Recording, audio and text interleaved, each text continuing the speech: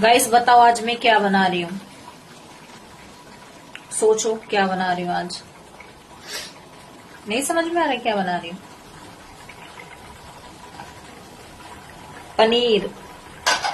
मैं बना रही हूँ मटर पनीर। मटर ये गल रही इसमें और पनीर ये रखा। और जिस किसी को भी खाना है तो गाइस आ जाओ। गरम गरम मटर पनीर। और अगर आप कहोगे पूरी तो गरम करारी पूरी। और रोटी खाओगे तो घी से चिपड़ी हुई रोटी। और आ जाओ जल्दी से। देर क्यों लगा रहे हो। जल्दी आ जाओ। सभी को बुला रहे हैं, अपने भैया भतीजे भैया भाभी दौरानी जिठानी और आस पड़ोस के और पूरे जिले को बुला रही हूँ।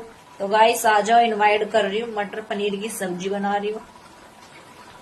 मेरे तो अभी उसी पानी आ रहा मुंह में।